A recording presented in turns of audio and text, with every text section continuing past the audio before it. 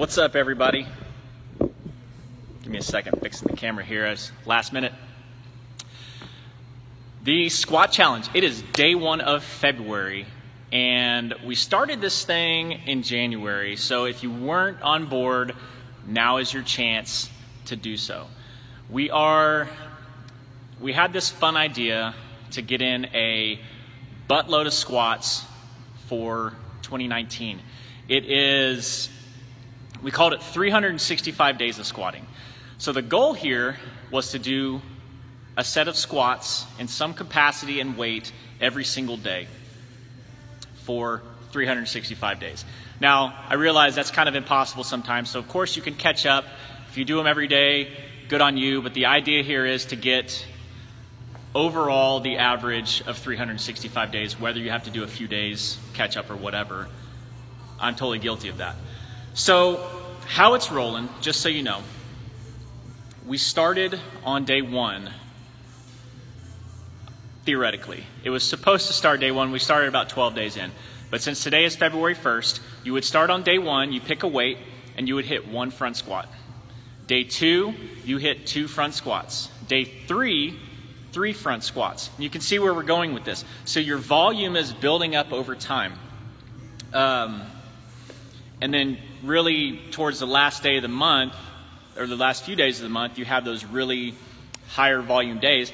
And then the next month starts and you kind of get some recovery built in with the 1 through probably like 10 to 15 days so your legs can catch up. And just so you know, all this is supposed to be done on top of the workout. So I wanted to throw some ideas out there based on this. We ran some numbers the other day on the weights that we're doing. We started at 95 pounds for January. February is going to be 105 pounds.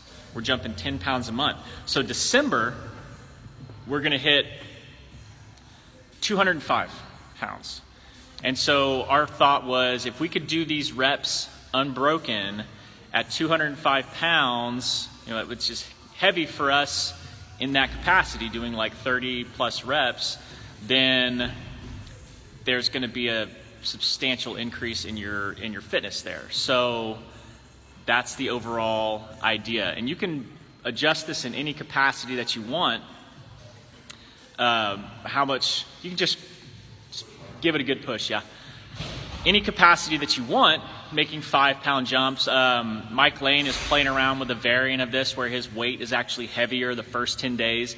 The next 10 days it drops down, and then the last 10 days he makes his actual 5-pound jumps that he's doing monthly. That'll be fun. It's be interesting to see how he does with that. But some thoughts that go along with this.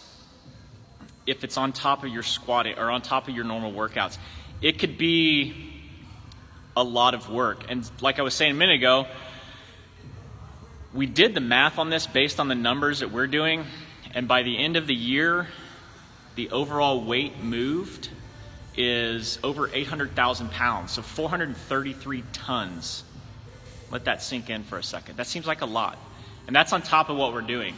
So you got to really keep in mind that there are going to be some important aspects that go along with doing a whole bunch of squats like this. Number 1 is making sure you're keeping your legs and your knees safe, mobilized, rolled out, stretched out, whatever. Make sure your recovery is on point. It's the good thing about this is if you keep up with it daily, where you don't have 3 days to catch up on, especially in the month, you're not doing a whole lot of work, so it's like a great warm-up, or you do a quick warm-up, and then that's your kind of initial warm-up with the thing.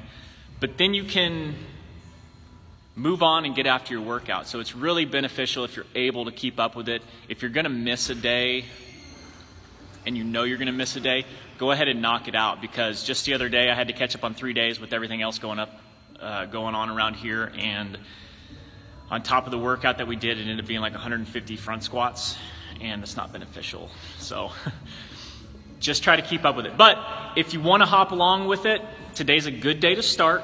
It is the first, so you would start with 1 front squat.